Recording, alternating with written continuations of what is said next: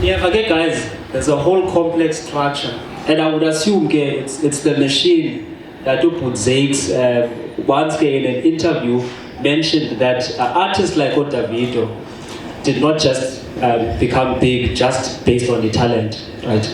And could you please just explain that machine within this music industry and what is it comprised of?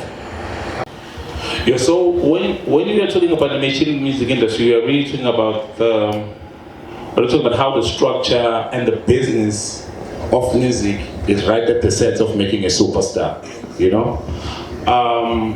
So not everybody who's talented, not everybody whom you know is very talented. I mean, I'm sure you know so many people who are great singers than Zakes, or who are great performers than Zakes, or who are great whatever. So you know an artist, you're like, yo, I know this artist, I like this artist, but I think I'm much more better, you know? But once you get into this machine, the machine will make a successful artist out of a mediocre, you know? It's when you would know about Trey songs in South Africa, but no one knows about Zakes Bantwini in New York or Java, you know? But it's so popular in this particular space. And sometimes you'll move from South Africa, go to the United States with an artist that you think is humongous. You get there, you feel you are told that this is actually just an upcoming artist. But here is already a big, huge artist selling out stadiums, go to New York unable to sell.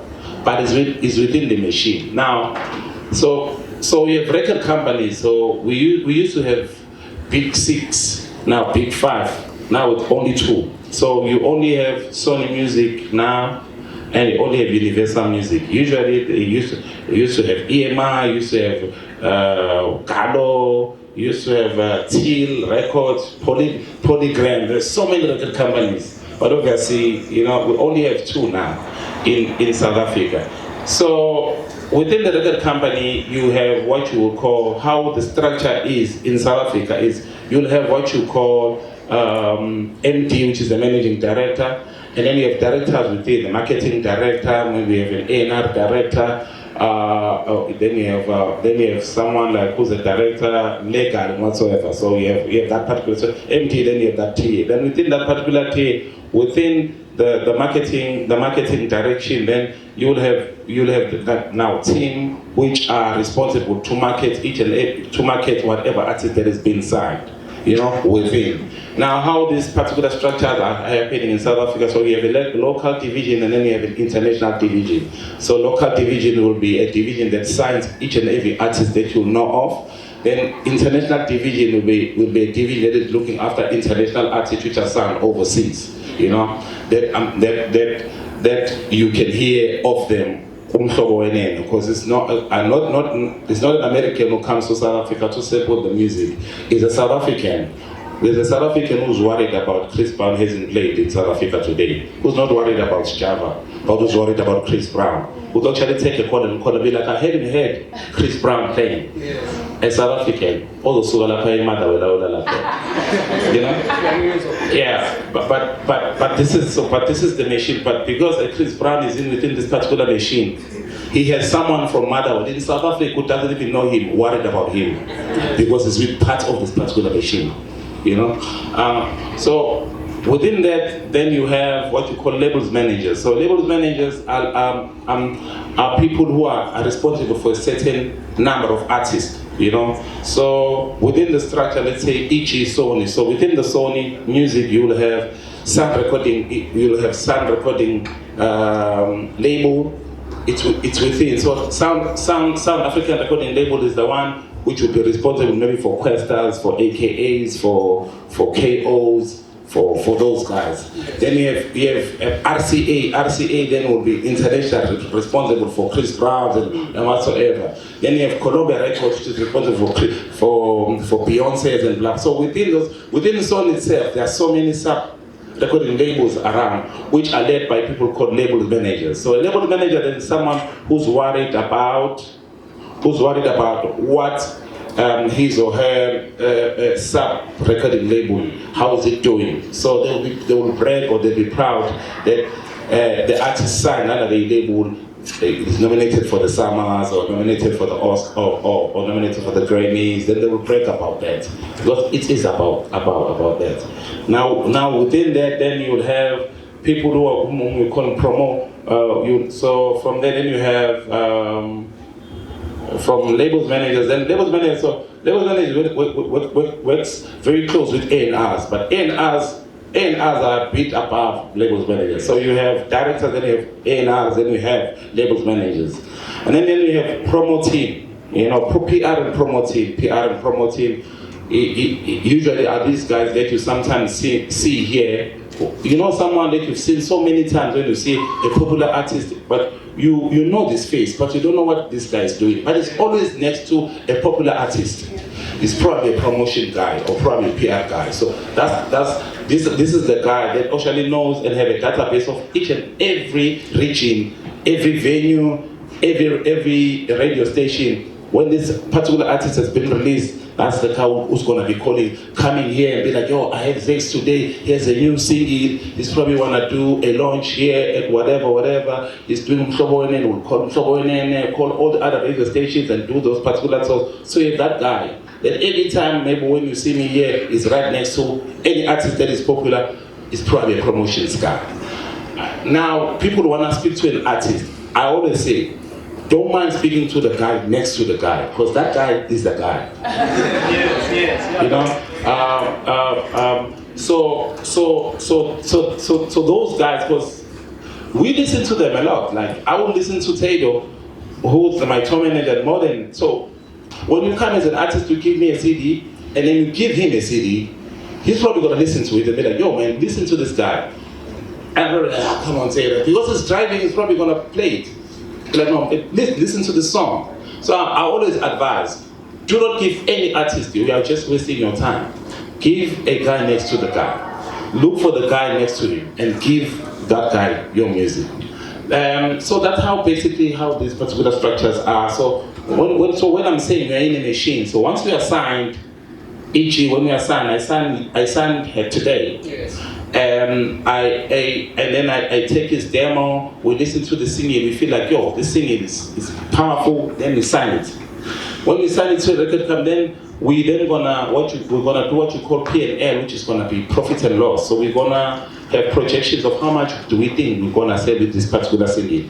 Because then it's gonna give us the percentage of amount of money in which we are going to invest in terms of promotion and marketing of this album. So if you feel like we're gonna make 100 rand from this album, then we're gonna give a promotion amount of money of 10 rands.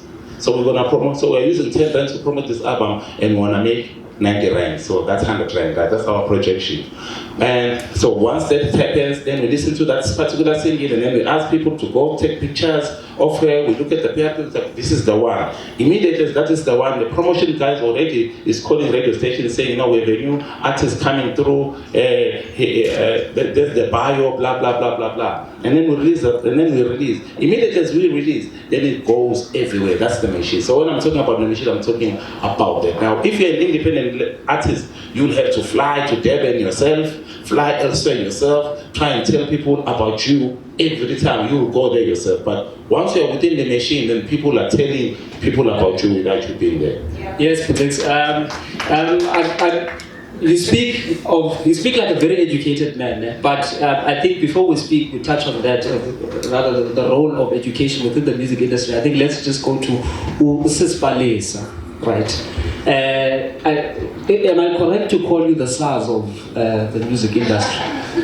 Or am I incorrect to call you the SARS? Oh, well, yeah, kind of. A good SARS is. But then we prefer that you call us collective management organizations.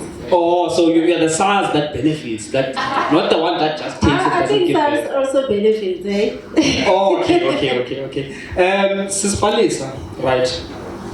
How do you go about registering with USAMBRA? And what are the advantages and benefits of registering with USAMBRA as an artist? All right. We don't just register artists only.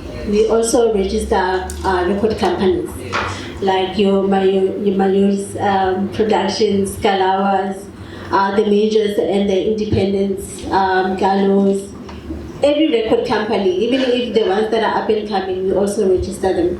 But then the main reason that we, as SAMPRA, would want record companies and artists to register with us is because we collect their royalties from the music users. The music users would be radio stations, PBS and commercials.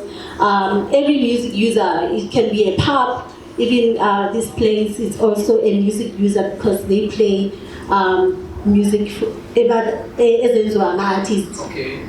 So every music user, it would be a pub, restaurant, trains, anyway, as long as the music plays, we collect money from all those places. And those places, how we collect money from them, they have to license with SAMPRA, not just SAMPRA, all the collecting organizations, which will be SAMRO, SAMPRA, Visa, Capaso, Yes. every royalty hub that would collect money on behalf of artists. So the main reason, again, for us as SAMPRA to collect money is because you as an artist, you are creatives, right? So we let you be creatives and let us do the hard work for you, because you cannot just go to radio station and say my music is playing, I want royalties. There's a channel and there's us as collecting organization to collect money with radio station because they have license with us. Kind of like a contract between collecting organizations and radio stations. So, and for us to get that money into your pocket, we collect and distribute to you. So you need to register, and you need to register your music, which is most importantly. We as SAMPRA, we collect legal time. So legal time, it's a term that is used, but basically in simple terms, it's the number of time your song plays on radio station. When the song plays, anyway, where as long as you hear a song playing, you must know it's money. Yes. You must know that that song that is playing is already generating money. So as an artist, you need to register your music with collecting societies, because if you don't, your music would be playing and we wouldn't know that whose song belongs to or who the money is supposed to go to. So it's easier for us if you are a member of collecting organization, because when we go and collect, or when the music users submit the files, or rather your money, if we receive the money from music users, it will be easy for us to distribute to people who are already members, other than people who are not members. But we're not saying that if you're not a member, you cannot have your money. It will be a bit difficult because we will have to go and look for you. We understand. So it's better if you register, and then once you registered, we have your personal details, we have your bank accounts, we have your music in our system, that when we collect money from music users, it automatically matches with what we have on our system. So if you're not a member of collecting organizations, or you haven't registered your music, when the files comes from music users, radio station or pubs or wherever, the file goes to the undocumented works. So it means the songs that we received money for does not match what we have on the system, or the system does not recognize. So that is why we cannot pay you, because the money goes to the UNDOC. But then once we find you, we get your personal information and your banking details, we take that file from the UNDOC, and then we are able to pay you. So it is important that you register, and with us as SAMPRA, it's very easy to register. As Silana and APE and our office are in Johannesburg, you don't have to come to Johannesburg. We have online application forms. We have online registration of works forms online. You just log into our website, you go to member forms, and then you select application forms for an artist, if you're an artist, and if you're a record company owner, you select a record company application form. And if you need to register your music, you select a notification of recorded works. And then once you apply, you submit, it lets you actually apply online. You don't have to go to the internet cafe, print, scan, and email back to us. Once you apply, just select online application forms. There's 2 versions. There's downloadable forms and there's online application form. Just select online application form, register there, and then at the end of the registration, it will take you to submit button, and then it comes straight to our office. And the registration takes about 21 working days to be processed. Okay. Before, okay, I know already artists are already counting. Sis Palisa, can you please explain, right? What are the supporting documents we need to register on the online platform? Okay, to register, you don't need much. You just need to know your personal information.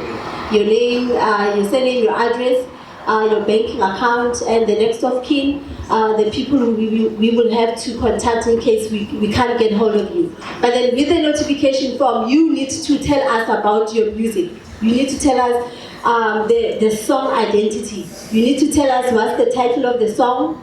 You need to tell us who you featured on your song, the recorded, or rather the release date of the song, and the track listing of your songs.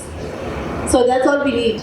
We don't need much. But Ms. Velege, so go register before you start harassing Ucho, Gemani Yako, Kube Shalemo by 5. So now, once Mrs. Palisa has collected your money, there's that man next to Mrs. Palisa who will take care of your money so wisely.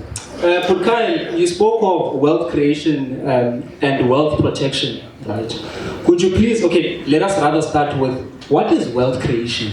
What is wealth creation? I mean, how does an artist then, after working the whole of December, create more wealth with that money that they've worked for in December? So wealth creation basically is one part of it, and the other part of it is wealth protection. So wealth creation is we all, as entrepreneurs, your main assets. I mean, you might think it's buying a car, buying property, but your biggest asset right now is your ability to earn an income. So we take that for granted all the time. So what you need to do with your money is basically make your money work for you. So there's only so much you can do with your time, but what you need to do is start making your money work for you while you're working and doing your daily thing, the thing that you enjoy. So in terms of creating wealth, that basically involves investing your money. So we don't have a great savings culture in South Africa itself, but we need to start making saving and investing a priority, which is not where it is at the moment. So what you need to start doing is you need to start looking at investing your money. Now you can invest your money into things like unit trusts, which are very flexible products. It basically means you can contribute on a monthly basis, you can contribute a lump sum as and when your income is staggered usually. So as and when certain money becomes available to you, you can then invest it. What a lot of us do is we kind of put investing down the bottom of our budget. So the money comes in and we spend it, and if we've got anything left at the end of the month, we then say, what can I do with this? Where saving and investing your money, creating wealth, is something that we need to start getting into the habit of doing. So putting that money at the top of your budget and putting it away. So as I say, you can put your money away on a monthly basis. There's different products for that. There's different goals, financial goals at the same time. So a popular one is retirement. A scary fact in South Africa, only 1 in every 3 people is able to retire. So if you think about that, person to your left, to your right, yourself, only one of you technically at this stage in South Africa is able to retire. So, and the other 2 people have to carry on. Why are you looking at your mom? So the thing is to get into that savings culture. So there's different products for that, like I mentioned. Saving can start to have it from about 250 Rand a month to 500 Rand a month. And you put that money away, like I said, as a priority, and just let your money work for you. So when you get to a last stage event like retirement, you can actually retire and you can have a lump sum. Because we can't start worrying about retirement 5 or 10 years before retirement. You've got to let things like compound interest work for you. You've got to start early. Let that money build up while you're doing things that you normally do in your daily occurrences. Yeah. Kyle, you lost me there. What is a unit trust for people who are interested? How does it work? Please just break it down. Okay, so unit trust investing is basically, there's different asset classes, guys. You can put your money into property. You can put your money into equities, JSE stock market. You can put your money offshore. You can put your money into things like bonds. You can put your money into a bank with interest. So unit trust is basically a local market for you to go and take your 500 Rand and say, I want to diversify. I want to put my money into property. I want to put my money into JSE stock markets. A unit trust does that for you collectively from one place. So you can go to your financial advisor. You can say, this is how much risk I'm willing to take on. I want to put my money into a unit trust. A unit trust will then go and put your money into those different asset classes, as we call it. It's the advisor's job to assess your risk profile and see how much of a risk you want to take on in order to make that money grow. Unit trusts are awesome because you can put your money, 500 Rand, and it can be allocated, like I say, to those different asset classes. You don't physically have to go and buy a property. You can buy part of a property group. You can buy Glencore. You can buy property markets that are investing in property. You can invest in companies that invest in the JSE. So you say again? Staying home. No, let's not go into that. But a unit trust is basically, it's a marketplace where you can put your money in and you can invest into different asset classes, and it's just convenient. You can access that money, you can take out money from there any point in time as you go through different life stage events. You can put money in, like I say, whether it's a monthly contribution, whether it's a lump sum. It's basically a marketplace for you to just put your money into. So essentially, if I get you correctly, Budkai, this unit trust, so let's say I've got 500 Rands, right? And you spoke of risk, right? Property and whatnot. Does the unit trust take my money, my 500? Let's say, for example, it splits it up into 5.